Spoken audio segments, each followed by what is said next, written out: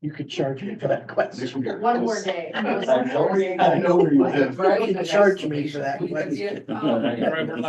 All right, we are live. All right, I hereby call to order the Millburn CC School District 24 Board of Education Committee of the Whole meeting at 7:01 PM. Madam Secretary, will you call the roll, please? John Lorenzen, Here. Brendan Murphy, Peter Petrorini, Here. Jillian Phelps. Here. John Ruggles, Here. Fred Skepstrom, Here. and Lisa Wooster. Here. Rise for the flag. I pledge allegiance to the flag of the United States of America and to the republic which it stands.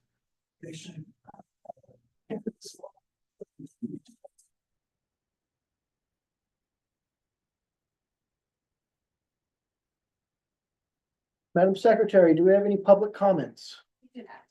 We do not? We do not. Okay. All right.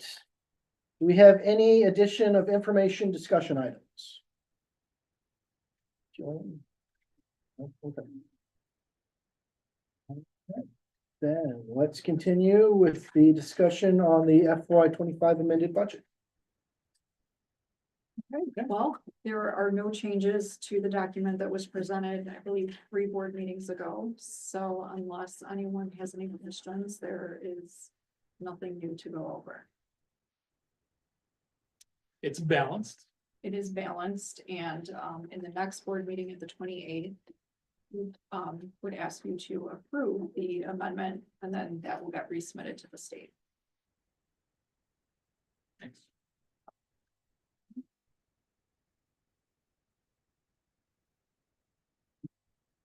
And back fees. Okay. But the MBAC is our Millburn before and after care that we offer for parents if they so choose to drop their kids off early. They can't make arrangements for their children, or if they have to stay late after school. It is Millburn run in-house program. Michael Slaby is the director of that program, and we are monitoring the rates to make sure that we're covering what we're charging, covering the expenses, and we're about at a break-even point, so it's time to raise those a little bit. And when we say break even, we mean covers the salaries of the staff, basically, and the supplies that we use for that time. What we can also do, we can't make money as a school district. We're not in the business of profit, but we can charge heating for that space. So it's, however many 100 square feet, we can charge heating, we can charge the electric, we can charge just what it costs. So we don't even need to do that to cover some of those revenues. We're not making that much. It's really tight this year. So we're proposing that we raise it by $1 a day, which is not too bad. It's like 5%. Depends on, yeah. Some of them are 5%, some of them are more because it's time.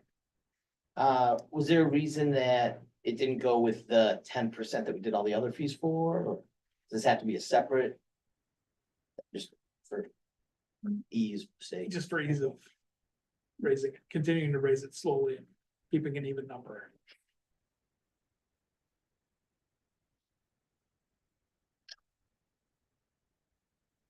So that'll be on the agenda at the next board meeting. If you have questions about it, you can contact myself or Carly to answer any questions. Good. Salary rate sheet. So on the board agenda, we have a salary rate sheet of proposed salaries for next year. These are starting salaries for the people that are on the sheet. It matches a 4% increase across the board, as does our teacher contract. So we're just matching our teacher contract, and that's how we arrived at these numbers. These are, again, starting salaries. We anticipate that we would also increase salaries of current employees by 4% as well. Just a clarification on this, this page where the PSRP, so the para and custodian positions are, that's following the PSRP contract as well, the union contract, and that increases 3%.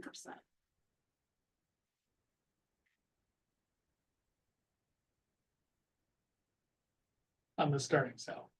Right. Yes. There could be different increases depending on what was negotiated at different points, but. Yeah.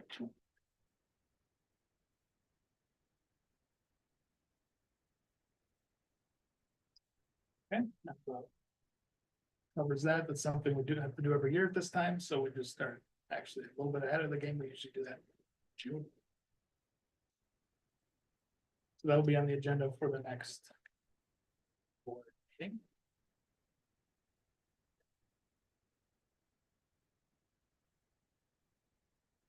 Okay. Summer help. We're gonna ask the board at the next meeting to approve 6 positions for the summer, 6 FTE. We do summer help to help clean up the outside, to do extra work on the inside, clean lockers, paint, all kinds of different activities just to get the building ready for next year. So we usually hire 6 people to do that. And we're anticipating needing that again. And that may be 8 people, depending on how much people can work. We kind of hobble together different availabilities for people. We're pretty flexible with that. And as long as people can get the job done, we're happy to have them. We have some people that have been doing it for quite a few years, like painting, and they'll come and put as many hours as they can. If they can't, that's fine. We're very flexible. Garden work, etc., etc. States. Cottonwood Estates. So we have to do this every year as well. This is for impact fees for the Cottonwood Estates subdivision, which is very few houses and none have been built in any recent history, but we have to keep up with the impact fees, and we do that by raising them with the CPI every year. So again, we're gonna ask the board to approve those. Increase of CPI, which was 3.4% from last year, or was it 2.9? 2.9. 2.9, sorry. 2.9%.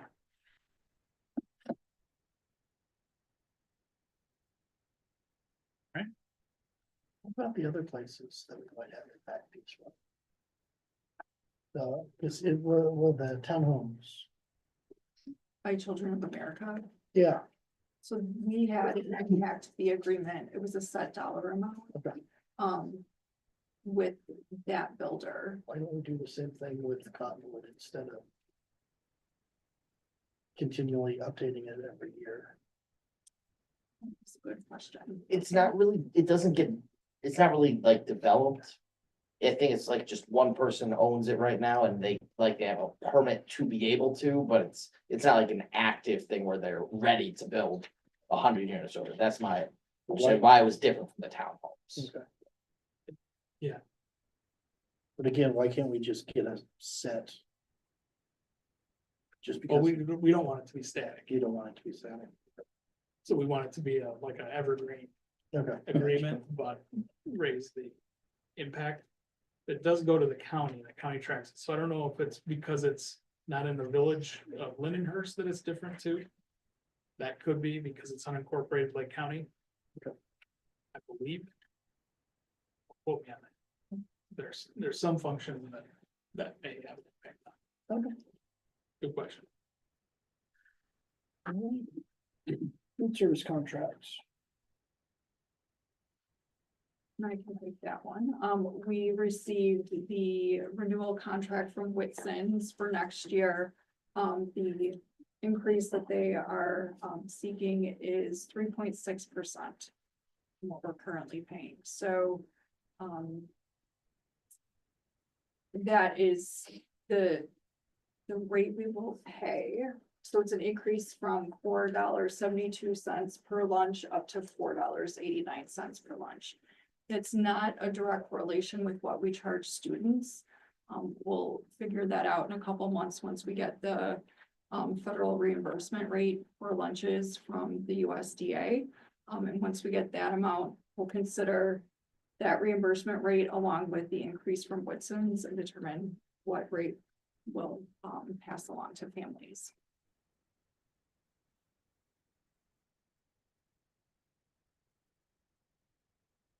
Questions?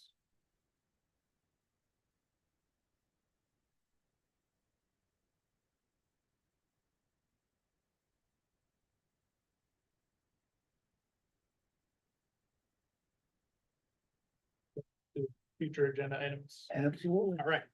So at the next, those will all be on the next agenda. So it'll be a long agenda. And our next meeting will also be reseating and honoring the current board members who are rolling off, and then seating new board members, and then reorganizing the board. So that'll be a long meeting in itself, but before that, we'll have a regular board meeting and approve or vote on, well, that will jump the gun there. I'll vote on, or we'll offer those for vote, all these items. In addition to what we just talked about, we have a memorandum of understanding stipend for adaptive P that will be on the agenda. I've sent that to you. If you have any questions, we can talk about that in closed session tonight. We'll approve the amended budget, the MBAC fees, rate sheet, hiring for summer help, Conway Estates, food service contract, resolution to transfer interest between funds. So in order to if we can transfer interest from one fund to another. So let's say we have $1 million in capital projects that's in that fund, and that fund is earning, that $1 million is earning interest throughout the year. We're not allowed to use that money for transportation. That's only designed for capital projects, but the interest you can take and put it into another fund that you need it for later in the year. So we're going to transfer that interest into those funds that are showing a deficit in our expenditures this year, like the ed fund and the transportation fund. And those transfers are captured in the amended budget document. I can't remember, did that end up being more than we anticipated, or, yeah? Yeah. That's good, Thankfully, yeah. because we're really tight this year, so. It's tricky because every year there's a rumor, the feds will cut rates at this time, December, whatever. And every year it just keeps getting pushed out. So even this year, it's been pushed out now until June as of right now, so. A little bit more than we anticipated. Yeah, it's a significant amount of revenue that we're getting from the district, or from that interest, which helps offset all kinds of other things that we don't have to charge our taxpayers, so it's a positive.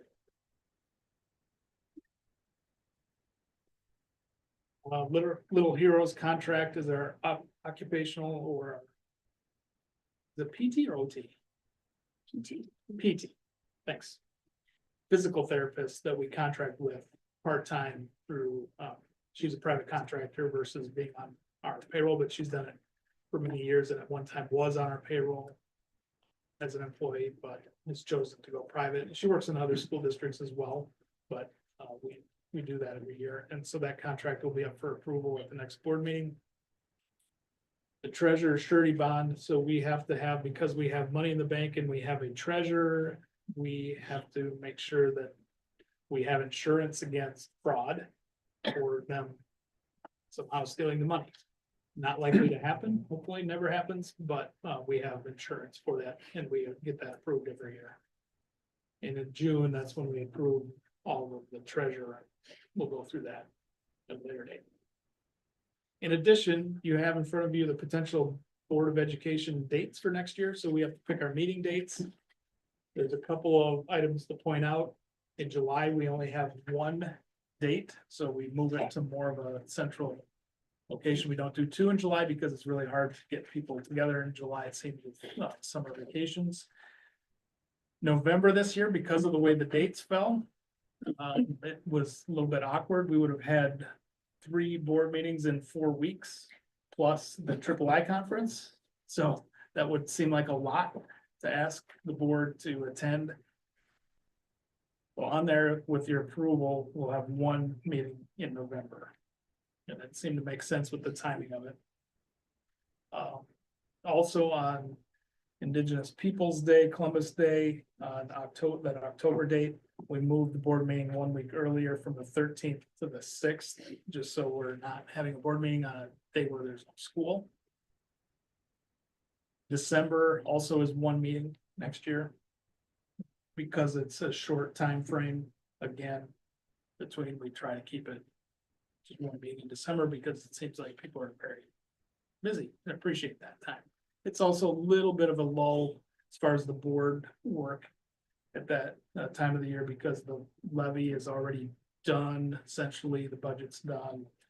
And it's just moving forward with regular meetings, so we can do that. Look it over. If you have any questions, let me know, but that'll be on the second board meeting, April 20th. So we'll see the new board and the new board. They're the ones who. Yeah, You're right. They're the ones, you guys don't have to worry. I was gonna say, I don't feel comfortable setting your schedule. No, I went 3 meetings in 3 days. It's a good way to walk out. And January That's right. 12th, Throw the we hand might grenade as we be, walk out the door. That might be the National College Championship again. I don't know, we should do that 2 years in a row. We're gonna have to check that one out. we missed it this year. Yeah. Yeah. Yeah, you moved For it. football? Yeah, they moved it, The move, because they switched the schedule. What did I miss something? you may have missed it. Like last week. We also avoided the basketball championship as well. Just happens. Okay, that's all that I can think of at the moment, so it'll be a long agenda, hopefully not too much questions or discussions. Fine, if there is, it's great, but seems like these are relatively routine items. Then it's called sign die. That means this board, the current board, no longer exists. It's done. We honor the people who are rolling off. And then we invite the new people on and seat, and then we go through the process of organizing the board, so. First item is to elect a president of the board, and then after that person is chosen, then it's that person can continue running. Swear me, swear, Oh, you got sworn in first, right, swear me first. I skipped that part. And then the last thing you do apparently is pick the agenda. Or the schedule. Schedule, yep, and we pick a schedule for the next year, and then we're done. Okay, questions?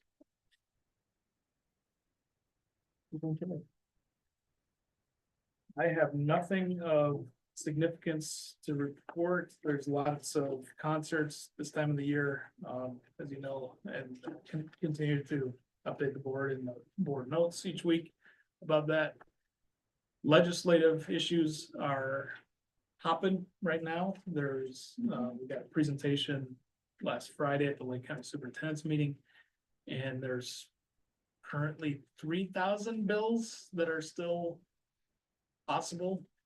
They're not all gonna be passed, obviously. A lot of them are shell bills or just performance bills, but there's a bunch, and it'll be significant. Some have significant impacts on schools, and we try to track that, and I try to forward that information on a timely manner, so if we get called, do you guys get the EdRed emails? Hodges and Luke sends us a regular. Yeah. update, too. Yeah. Hodges does, and EdRed should. I don't believe I've I'll got forward it. them, Yeah. I'll forward the EdRed to them. EdRed is a organization that we belong to, that's just a lobbying group to help look after our interests, just to make sure that they inform us of what's out there. And you can choose to do whatever you want with the information, but a lot of those bills have an impact on us locally, so. If you could just file a witness slip on them and say, no, usually no. Unfortunately, it's usually at a hard no, because most of the legislation unfortunately has a negative impact in some way, even though the intentions are great. It's either a cost or make things more complicated than they need to be, but. It's it's busy season for that, and it will be until the end of May.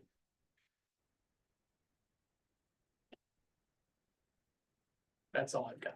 I got a question for Jason. I apologize if it came up last week, the last meeting. Did anything ever happen with the guy trying to buy the property? Or did that just? Oh, yeah, what happened? Did that just kind of fall off? Pardon? We just pushed that up. The guy who wanted to buy that slice. Did he ever call you back? Is that like, So we is can that talk dead about now? that in closed session.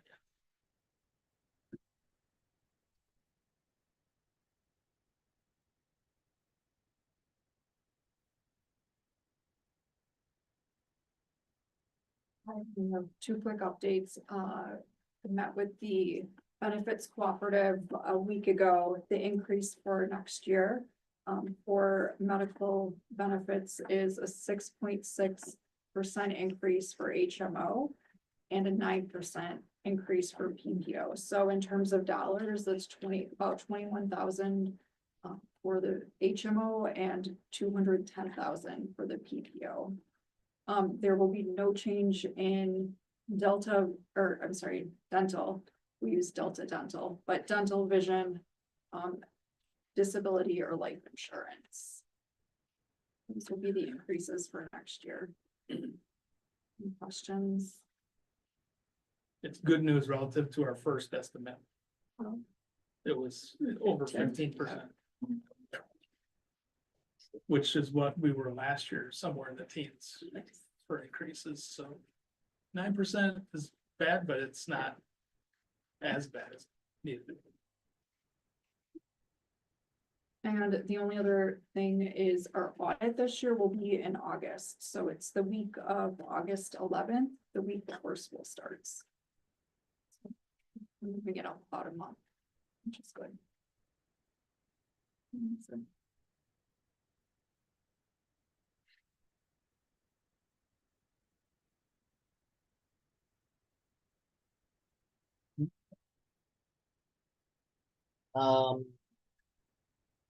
Attended the first grade concert last week. Good times. I've been on the IASB Advocacy Ambassador, I don't know, committee or whatever you want to call it.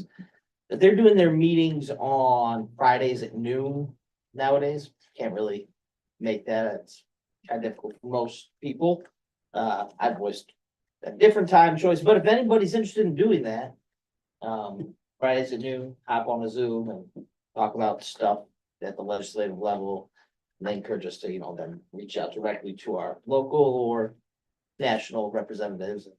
And rub elbows and push for education agenda, but I'm just not able to attend the regular meetings. I can still rub elbows to the best of my ability, but if anybody wants to do those meetings. Those of you who will be here.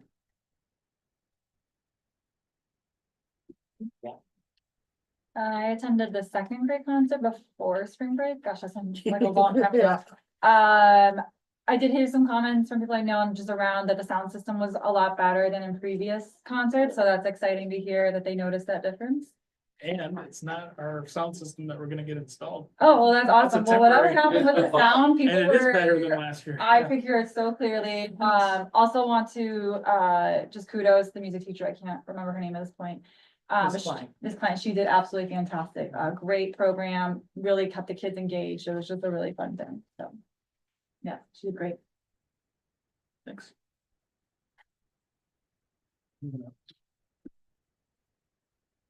Well, I would like to thank you guys. I spoke with we have our meetings with Jason, and he says this is the first time since he's been here that we have had a board go 2 years without making a change.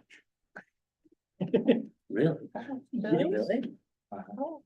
So thank you all for all your effort and work.